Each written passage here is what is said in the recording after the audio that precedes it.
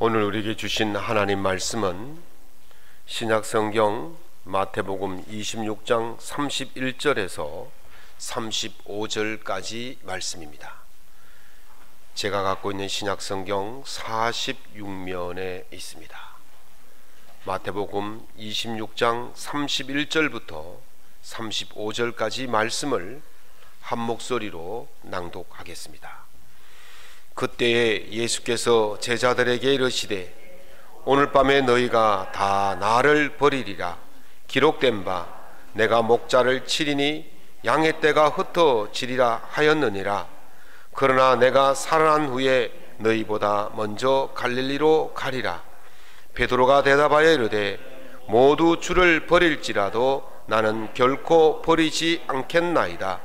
예수께서 이르시되 내가 진실로 네게 이르노니 오늘 밤 닭 울기 전에 내가 3번 나를 부인하리라.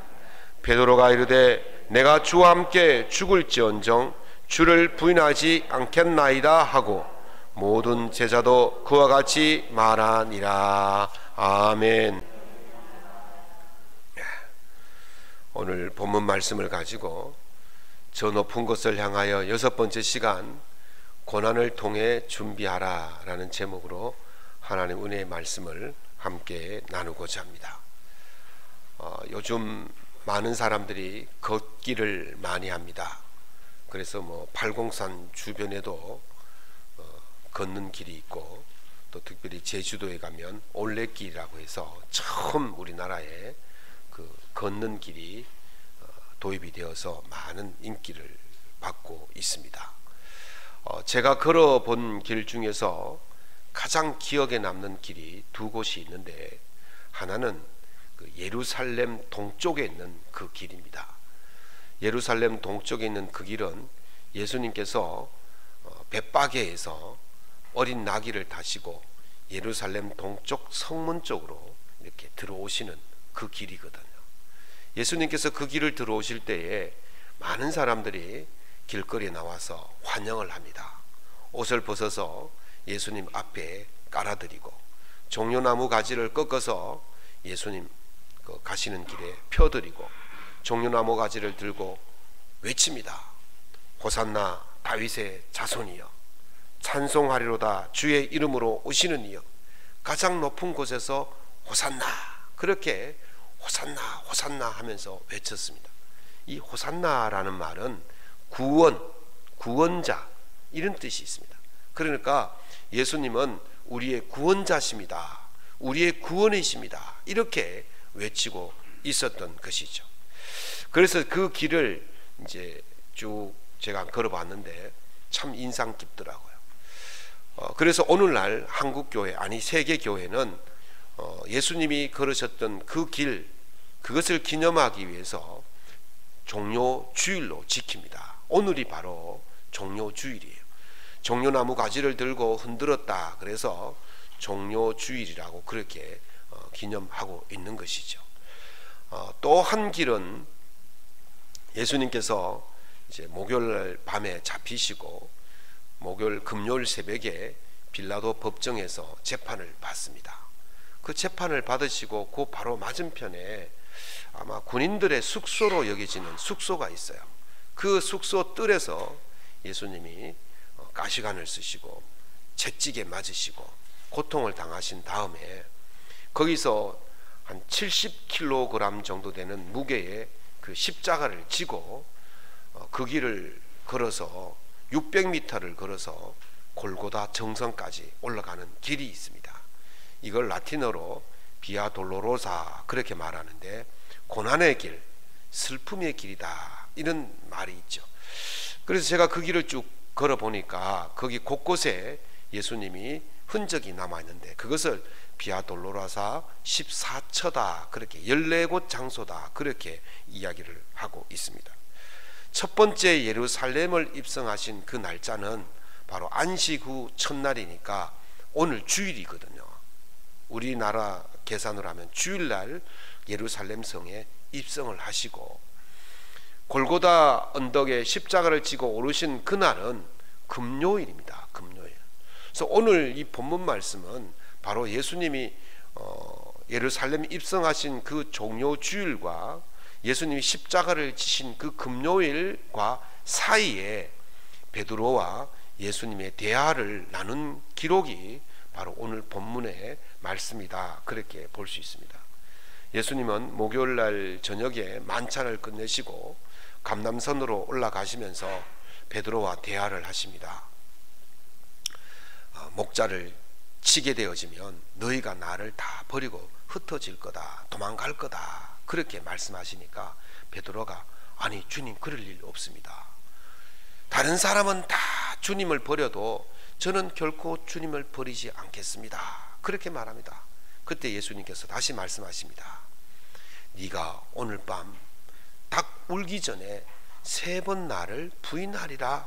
그랬더니 베드로가 더 크게 장담합니다. 주님, 내가 주님과 함께 죽을지언정 주님을 버리지 않겠습니다. 주님을 떠나지 않겠습니다.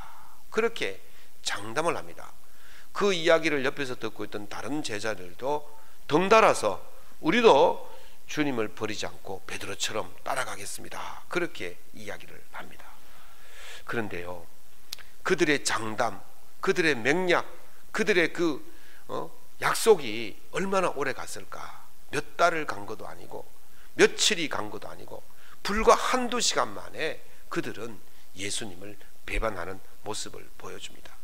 마태복음 25장 56절에 보면 예수님께서 겟세마네 동산에서 기도하시고 내려오시는데 군병들이 예수님을 잡으러 옵니다. 예수님이 잡히시니까 제자들이 다 도망을 갔다, 그렇게 했어요. 불과 얼마의 시간, 한두 시간의 시간이, 그 시간에 그 약속이 다 무의로 돌아가고 무너지게 된 것이죠. 그리고 마태복음 26장 69절에서 47절에 보면, 오늘 본문 그 뒤에 말씀을 읽어보면 예수님이 잡혀서서 가야바 법정으로 끌려가시는데, 대제사장 가야바 집에 끌려가시는데 아마 베드로가 멀찍이 따라간 것 같습니다. 그리고 그 대문 앞에 서서 어떤 일이 벌어지나 하고 이렇게 보고 있는데 한 여종이 찾아와서 베드로에게 말합니다. 당신 저 예수와 한패지요? 그랬더니 베드로가 뭐라 그랬냐면 나는 모른다, 그 사람 나는 아는 사람이 아니야 라며 부인을 합니다. 조금 있다가 또 다른 사람이 와서 또 이야기합니다. 당신 저 예수와 한패가 분명해. 그러니까 이 베드로가 맹세하며 부인했다 그랬어요. 세 번째 또 물어보니까 베드로가 저주하며 맹세하며 부인했다 그랬어요. 예수님을 배신하는 강도가 점점 더 세지고 있잖아요. 처음에는 그냥 단순히 모른다 그랬다가, 두 번째는 맹세하면서 모른다 그랬다가, 세 번째는 예수님을 저주하면서 모른다 그랬어요. 이게 얼마나 오랜 시간 지난 뒤에 일어난 일이 아니에요. 불과 몇 시간 만에 그런 일이 벌어졌다는 거예요.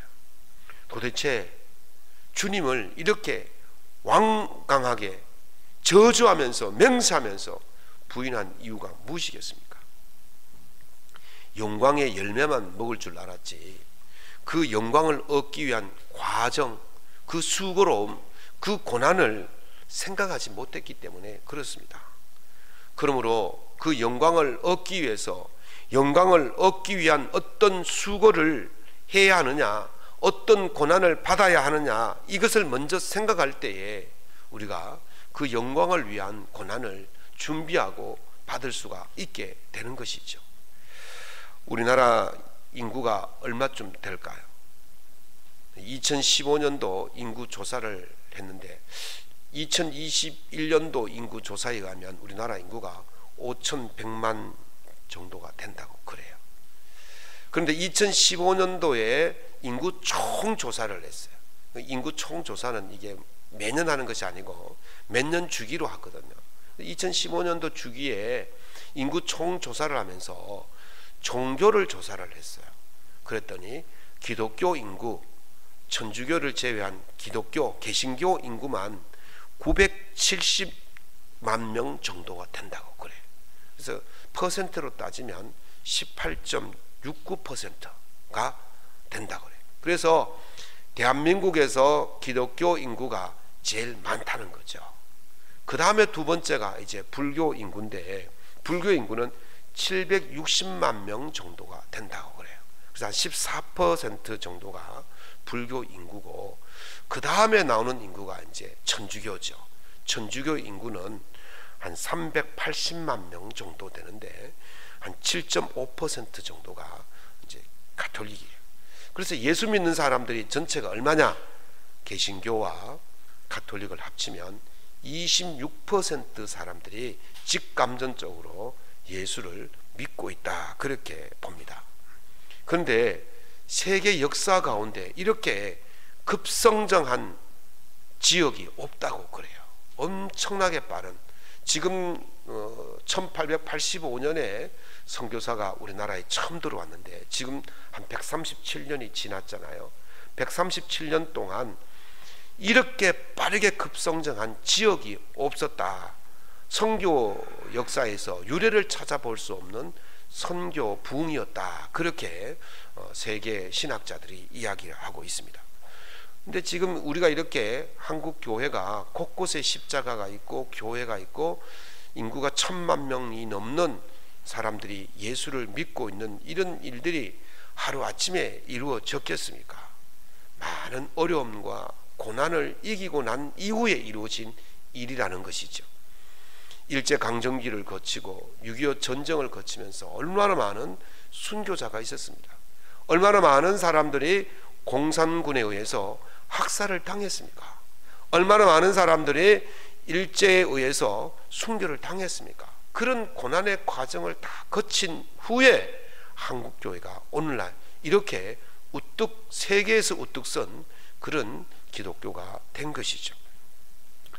우리나라의 1885년 4월 부활절에 언더우드 선교사와 아펜셀러 선교사가 인천 제물포항에 첫 발을 내디뎠습니다. 그때 당시만 해도 고종의 아버지였던 흥성대원군이 세국 정책을 쓰면서 외국과 통상을 거부하고, 그리고 그 외국의 종교를 받아들이지 않았습니다. 외국과 통상을 하고 외국과 종교를 받아들이면 그들을 엄하게 처벌하고 심지어는 죽이기까지 한 그런 일들이 비일비재하고 있던 그런 시절이었습니다. 그래서 선교사들은 선교사라는 이름으로 우리나라에 들어오지 못하고 의사라는 그 자격, 의사 자격을 가지고 우리나라에 들어와서 이게 복음을 전파하기 시작했죠. 그런데 이 선교사들이 들어올 때 그들이 깜짝 놀란 일이 두 가지가 있었습니다. 하나는요, 그들이 가지고 들어왔을 성경책이 1885년도에 출판된 그 마가복음이라는 책이었어요. 성경 쪽복음이었어요. 근데 그 쪽복음은 한문 성경에다가 밑에다가 한글로 토를 달아놓은 반번역 성경이었습니다. 그 이수정이라는 사람이 일본에서 이걸 이제 번역해서 마가복음을 번역해서 이제 유통을 시켰죠. 그때 이 아펜셀러와 언더우드 선교사가 이것을 들고 한국 땅에 들어왔어요. 이것이 첫 번째 성경인 줄 알았는데 들어와 보니까 이미 한국 땅에 성경책이 퍼져 있더라는 거예요. 놀랍지 않습니까? 선교사가 들어오기 전에 이미 성경책이 한국 땅에 퍼져 있었어요. 이 성경책이 1882년에 중국에서 선교하던 존 노스 선교사와 맥킨타이어 선교사가 한국의 이웅찬, 서상윤 등과 같은 사람들과 힘을 합쳐서 누가복음을 번역해서 이것을 권서인이라고 하는 사람들이 있어요. 이 책을 권해서 판매하는 사람들을 권서인이라는데, 이 사람들은 개나리 보찜에다가 책을 넣고 전국 방방곳곳에 다니면서 책을 나눠주는, 또는 지게에다가 책을 잔뜩 싣고 나눠주는 사람들을 권서인이라고 그렇게 말하는데, 권할 권자에 책을 권하는 사람들, 이 사람들이 전국 방방곳곳에 다니면서 1882년에 출판된 이 누가복음을 다 배포를 한 거예요. 그래서 이미 이 책들이 한국 땅에 선교사가 들어오기 전에 성경이 다 퍼져 있었다는 거죠. 그래서 이 언더우드 선교사와 아펜셀러 선교사가 들어오니까 이미 이 성경책을 3년 전부터 보고 있었던 사람들이 그 성경책을 통해서 믿음을 갖게 되어지고 예수 그리스도를 알게 되어지고 깨닫게 되어지고, 그래서 그들이 어떻게 했냐면 선교사가 들어왔다라는 소식을 듣고는 세례받으러 쫓아왔다니까요. 놀랍지 않습니까? 선교사가 들어와서 복음을 전하고 성경을 나누기 전에 이미 성경이 있었고, 선교사가 복음을 가르쳐주기 전에 이미 스스로 복음을 깨닫고 세례받으러 오는 사람들이 줄을 섰다는 이런 놀라운 일이 일어났다는 것이죠. 이것이 세계 선교사에서 유래를 찾아볼 수 없는 놀라운 일이라는 거예요. 성경은요, 살았고 운동력이 있다 그랬습니다. 하나님의 말씀은 살았고 운동력이 있어서 좌우의 날선 어떤 검보다 더 예리하여 우리의 혼과 영과 및 관절과 골수를 찔러 쪼갠다 그랬어요. 말씀이 들어오면 그 삶이 변하게 될 줄로 믿습니다. 말씀이 들어오면 그 사람이 믿게 될 줄로 믿습니다. 선교사가 복음을 전해주지 않아도 말씀이 들어오니까 그 말씀을 듣고 이렇게 전한 거예요. 굉장히 중요합니다. 말씀을 배포하고 성경을 나눠주는 일이 얼마나 귀한 일인지 모릅니다. 우리 교회에서 석 달에 한 번씩 그 쪽복음을 나눠주지 않습니까? 지지난주에는 잠언을 나눠드렸습니다. 왜 나눠드리느냐? 이것이 바로 여러분들이 입으로 직접 복음을 전하지 못하지만 예수를 알지 못하는 사람들에게 그 한 권을 전해줌으로 그 사람이 그것을 읽다가 예수를 믿게 되기 때문에 그렇습니다. 그래서 나눠주는 거예요. 이 일을 감당하는 그 사역단체가 OK 바이블이라 그러는데, 그 원바디 사역이, 한몸 사역이, 이 사람들은 성경을 한국말, 영어말 뿐만 아니라 세계 제3국 소수민족들의 언어로 다 번역을 해가지고 그 아프리카라든지 저 필리핀이라든지 이렇게 곳곳에 오지로 다니면서 그 쪽복음을 나눠줘요. 엄청난 일이에요. 이게 바로 1882년에 이수정 또는 서상윤, 이응찬 그런 분들이 시작했던 그 복음 번역 일들을 지금까지 이어지고 있다는 거죠. 우리 교회에서도 이 사역을 지원하고 있습니다. 우리는 어떤 쪽을 지원하냐면 필리핀 소수민족을 위해서 우리가 선교비를 지원하고 그 선교비로 이 책이 번역되어서 나눠주고 있는 거예요. 지금 여러분들이 받고 있는 그 책은 그냥 집에 장식품으로 주라고 나눠준 책이 아니에요. 그걸 받아서 복음을 알지 못하는 사람들에게 나눠주라고 준 거예요. 지금 3주가 지났는데도 아직도 책들이 저래 쌓여 있다니까요. 제발 좀 가져가십시오. 가져가서 믿든 안 믿든 나눠줄 수 있기를 바랍니다. 그것이 복음 전하는 일이에요. 그것이 생명을 살리는 일이에요. 그것이 여러분들이 해야 되는 일이에요. 저 위에 많이 쌓여 있으니까 가실 때 10권 20권 가져가셔서 주위에 믿지 않는 사람들에게 다 나눠줄 수 있기를 예수 이름으로 부탁합니다.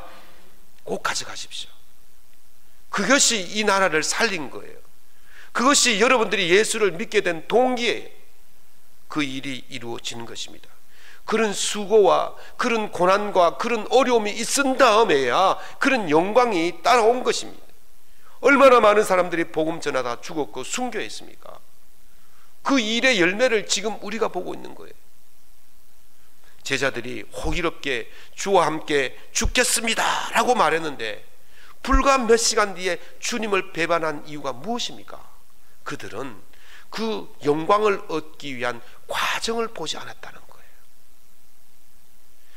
예수님을 보니까 온 사람들이 예수님을 환영합니다. 금방 왕이 될 것 같거든요. 이제 며칠만 지나면 왕위에 오를 것 같거든요.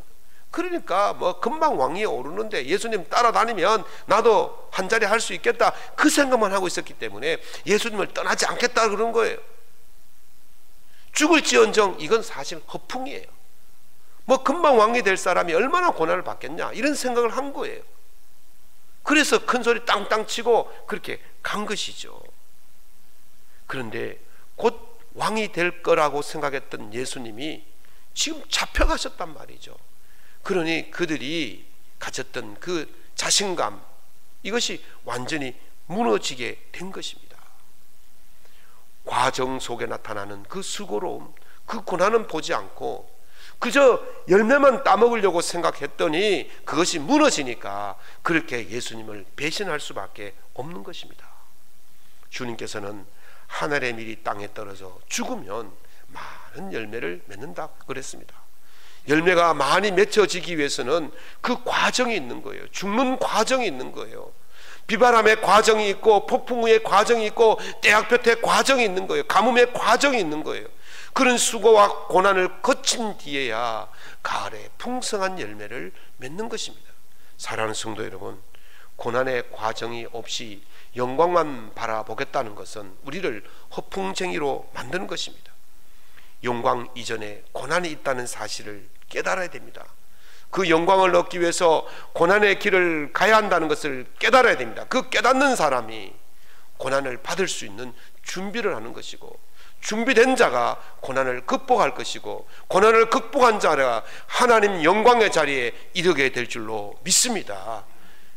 영광만 바라보지 마시고 과정의 수고를 잘 하셔서 하나님 영광의 자리에 다 이룰 수 있기를 예수님 이름으로 축원합니다.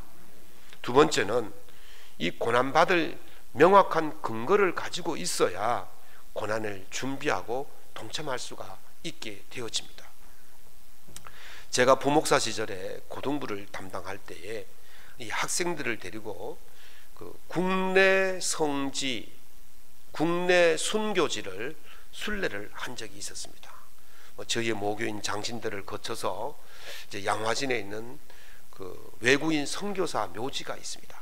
이제 그쪽으로 가게 되었는데, 거기 가니까 아주 이색적인 그 묘비가 하나 있더라고요.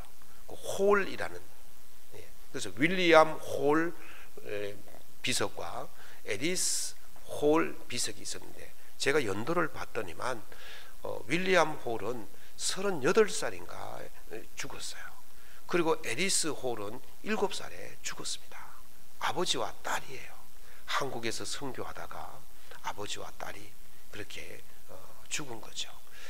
이 가족사를 제가 좀 찾아봤더니, 로제타라는 그 선교사가 먼저 한국에 들어왔다가 이제 뒤따라 들어온 약혼 남자 그 윌리엄 홀과 거기서 한국에서 결혼하고 첫째 아이를 낳고, 둘째 아이인 에리스를 가졌을 때, 그 유복자죠, 가졌을 때에 청일 전쟁이 터져서 남편이 그 윌리엄 홀이 죽습니다. 한국 땅에서.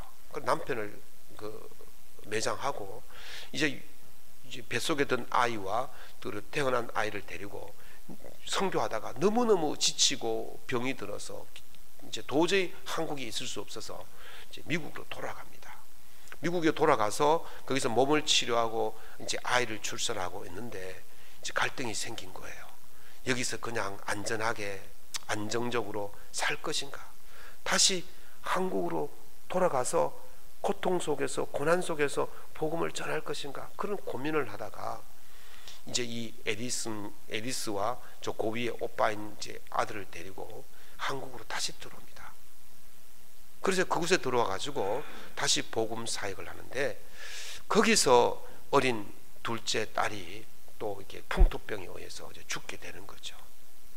1800년부터 1344년까지인가요? 하여튼 43년을 우리 한국 땅에서 복음을 전하다가 이제 너무 몸이 병이 들어서 나이도 많고 해서 이제 미국으로 돌아가서 거기서 86세의 일기로 이제 세상을 마쳤어요. 그분이 그 한국 땅에 돌아올 근거가 명확했잖아요. 고난을 받을 근거가 있었잖아요. 한국의 이 어려운 일제강점기 속에서 복음이 없어서 영적으로 육적으로 죽어가는 그들을 구원하겠다는 그런 분명한 명확한 근거가 있었기 때문에 그가 미국의 안전한 것을 버리고 한국으로 들어와서 복음을 전하다가 그렇게 딸도 잃어버리게 된 것이죠. 그런 아픈 기억이 있더라고요. 명확한 근거가 있으면 고난을 감수할 수가 있게 되어지는 것입니다. 그 후에 이제 남편을 기념하기 위해서 기홀병원을 세웁니다. 기자는 기념할 기자고 홀은 그 성씨를 따랐어요. 홀씨 아닙니까? 그렇죠? 그래서 기홀병원. 그리고 딸을 생각하면서 딸처럼 병원 한번 가지 못하고 죽어가는 그런 수많은 한국 아이들, 조선 아이들이죠. 그렇죠? 조선 아이들을 위해서 병원을 세웁니다. 에리스 마가렛 아동병원을 설립해서 운영을 하게 되어지죠. 분명한 목적이 있잖아요. 분명한 근거가 있잖아요. 분명한 목적과 근거가 있으면 이 고난을 충분히 감내하고 따라갈 수가 있게 되어집니다. 제자들이 예수님을 배신하고 떠난 이유가 무엇이겠습니까? 이 고난을 받아야 하는 이유를 모르는 거예요. 그러니까 떠나는 것입니다. 주님께서 너희들이 다 나를 버리라 그랬을 때 이 베드로가 큰 소리 쳤지 않습니까? 다 주님을 버릴지언정 저는 버리지 않겠습니다. 내가 죽을지언정 주님을 버리지 않겠습니다. 그렇게 큰 소리 쳤지만 몇 달도 며칠도 아니고 불과 한두 시간 만에 주님을 배반하는 이유가 무엇입니까? 그것은 바로 자기가 왜 고난을 받아야 하는지를 모르기 때문에 주님을 버리는 것입니다. 주님을 따르기 위해서는 주님을 따르는 명확한 근거가 있어야 됩니다. 그 근거가 있을 때에 우리는 포기하지 않고 따라갈 수가 있는 것입니다. 우리 주님이 왜 십자가를 지셨습니까? 왜 고난을 받으셨습니까? 고난에 대한 근거가 분명했습니다. 저와 여러분을, 우리를 죄와 죽음에서 구원하시기 위해서 십자가를 주신 줄로 믿습니다. 우리를 살리시기 위해서, 영원한 죄에서 우리를 건져주시기 위해서, 영원한 하나님의 백성을 만들어 주시기 위해서, 우리를 지옥에서 건져주시기 위해서 예수 그리스도께서 그 고난을 받으시고 십자가에 달려 죽으신 것입니다. 사랑하는 성도 여러분, 오늘 여러분들이 예수 믿는 근거를 명확히 하십시오. 왜 예수를 믿어야 하는지를 아셔야 예수를 제대로 믿을 수 있고 예수 믿다가 받는 어려움과 고난을 능히 이겨나갈 수가 있게 될 줄로 믿습니다. 우리가 예수 믿는 것은 죄와 죽음에서 영원한 생명으로 옮겨지는 그 복을 누리기 위해서 받는 것인 줄로 믿습니다.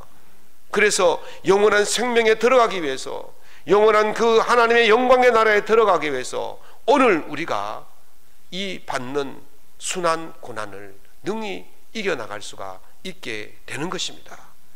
예수 믿는 명확한 근거를 가지시고 예수 믿으셔서 영원한 영광의 나라에 다 들어갈 수 있기를 예수님 이름으로 축원합니다. 세 번째는 따라가지 못함에 대한 두려움이 있어야 고난을 준비할 수가 있습니다. 베드로가 죽을지언정 예수님을 버리지 않겠다고, 배신하지 않겠다고 그렇게 큰 소리 쳤습니다. 장담했습니다. 이걸 우리가 한자로 하면 호언장담이라고 하지 않습니까? 씩씩하게 호기 있게 그렇게 했더니 다른 제자들도 덩달아서 그렇게 했습니다. 그러나 앞서 말씀드린 바와 같이 그들 또한 몇 시간 뒤에 그 씩씩한 장담이 어떻게 됐습니까? 나약한, 연약한 약담으로 변하고 말았습니다. 왜 그렇습니까? 주님과 함께 걸어가야 할 그 준비가 전혀 되어 있지 않았기 때문에 그렇습니다. 최근에 시작한 뜨거운 싱어지라는 그 프로가 있어요. 이게 이제 그 배우 출신들이 주로 모여서 합창단을 만들었습니다. 40대, 50대, 60대, 70대, 80대까지. 이 사람들의 경력을 다 합치면 550년이고 나이를 합치면 990살이에요. 거기서 가장 노래를 못 부르는 사람이 전현무입니다. 그런데 이제 80이 넘으신 80의 그 남은희 배우가 있고 84세의 김용옥 배우가 있어요. 그래서 이분들은 그래도 곧잘 노래를 한다고 생각했는데 이분들 연체 연세가 높으시니까 젊은 사람들하고 이 호흡을 맞추기는 참 어려웠어요. 근데 첫 번째 합창곡이 뭐냐면 그 위대한 쇼맨에 나오는 그 OST 그 곡인데요. 그게 This Is Me라는 그런 곡이에요. 근데 그 곡을 이제 연습을 하는데 어렵거든요, 사실은. 그러니까 80이 넘으신 이 두 분이 그걸 부르는데 젊은 사람들을 따라가려고 하니까 너무너무 힘든 거예요. 따라갈 수가 없는 거예요. 그래서 이분들이 두려워하는 거예요. 아, 우리 뭐 한다, 안 된다, 그런 마음이 막 들었어요. 어떻게 했을까요? 따라가지 못할까 두려움이 드니까 젊은 사람들과 호흡을 맞추고 따라가기 위해서 그들보다도 10배, 20배 더 노력하는 거예요. 더 연습하는 거예요. 그랬더니 제법 이제 이 서로 화음을 맞추고 나가는 모습을 볼 수가 있었습니다. 따라가지 못할까 두려움이 들면 두 가지입니다. 하나는 포기하는 방법이 있고 하나는 죽을 만큼 노력하는 방법이 하나 있는 것입니다. 공자는 하겨불급 유공실지라 그랬어요. 내가 배움에 미치지 못할까봐 두려운 마음으로 나아가고, 내가 배운 것을 실천하지 못할까봐 두려운 마음으로 살면 정진할 수 있게 되어진다, 그 말이거든요. 여러분, 내가 미치지 못할까봐, 내가 따라가지 못할까봐 두려운 마음이 들면 여러분들이 두 가지 중에 한 가지인데, 좋은 것은 노력하고 수고하고 달려가 보는 것입니다. 그때에 그곳에 이르게 될 줄로 믿습니다. 바울 사도는 내가 내 몸을 쳐서 복종케 하면 내가 남에게 전파된 후에 도리어 내가 버림받을까 두려워함이라 그랬어요. 내가 복음을 열심히 전파했는데 수많은 사람들이 내가 전한 복음을 믿고 예수를 믿게 되는데 나는 버림받게 되어진 그 두려움, 그래서 내가 나를 쳐서 복종시키고 열심히 달려가고 있다. 그러면서 바울은 디모데에게 말합니다. 너는 배우고 확신한 일에 거하라. 너 쉬지 마라. 너 이 두려운 마음 가지고 끝까지 달려가라. 그렇게 가르치고 있는 것입니다.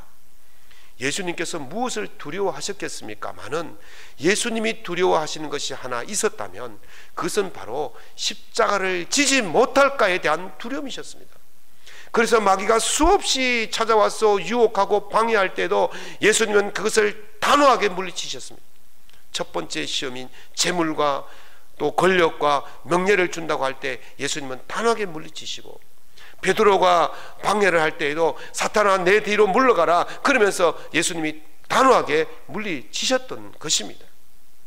예수님은 단 한 가지, 십자가를 지지 못할까봐 두려워하셨고, 그 십자가를 지시기 위해서 모든 것을 단호하게 끊으시고 마지막 겟세마네 동산에서 피땀 흘려 기도하신 거예요. 그 결정을 하기 위해서.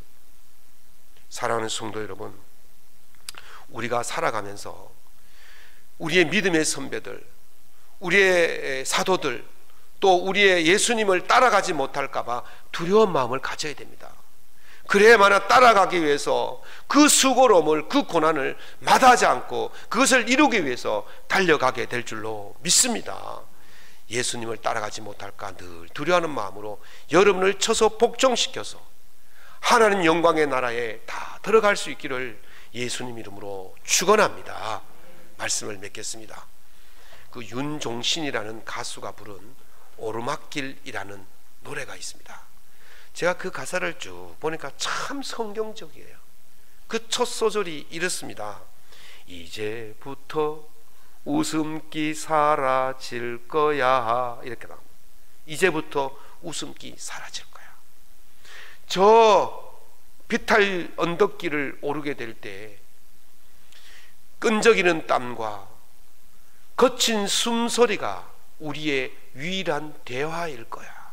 사람이 너무 힘들면요, 숨소리만 나지, 쌕쌕 소리만 나지 말을 할 수가 없는 거죠. 그 오르막길을 올라갈 때 그런 고달픈 길일 수도 있다는 거예요. 이제 이게 결혼 축가에 많이 불러요. 우리 서로 만나서 우리가 가야 할 그 길은 평탄한 길이 아니야. 오늘 결혼했지만은 이제부터 웃음기 사라질 거야. 그 정상까지 갈 때에는 정말 대화도 조차 안 할 수 없는 그런 고통스러움이 있을 거야. 그러나 한 걸음 한 걸음 그렇게 가면 정상에서 다시 만날 거야. 그렇게 이야기합니다. 예수 믿는 것이 바로 그런 비탈진 오르막길을 가는 것입니다. 우리가 그 정상, 주님이 계신 그 땅, 하나님이 계신 그 나라에 들어갈 때까지 우리는 거친 숨소리가 우리의 유일한 대화할 수밖에 없는 그런 고달픈 길을 건너가지만 한 걸음 한 걸음 올라가면 정상에 이르게 될 줄로 믿습니다. 하나님 계신 그곳에 우리가 도착하게 되는 것입니다.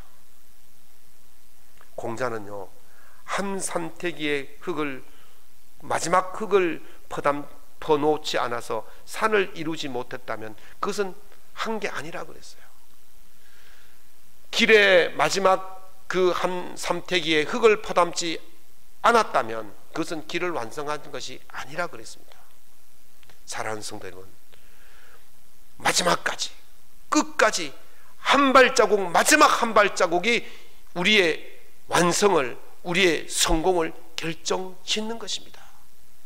마지막까지 쉬지 않고 주님이 계신 그 곳까지 마지막 한 걸음까지 갈 수 있기를 바랍니다. 예수님께서 십자가에 달리셔서 다 이루었다 말씀하셨습니다. 다 이루었다는 것은 남김없이 모든 것을 다 쏟아부었다는 것입니다. 마지막 한 삼태기를 남기지 않고 쏟아부었다는 것입니다. 줄 수 없는 것, 버릴 수 없는 그 생명조차도 우리를 위해서 주셨다는 것입니다. 그래서 다 이루셨다 말씀하시는 것입니다. 마지막 한 걸음까지 다 이루셔서 하나님 영광의 나라, 그 영광 잔치 자리에 다 들어갈 수 있기를 예수님 이름으로 축원합니다.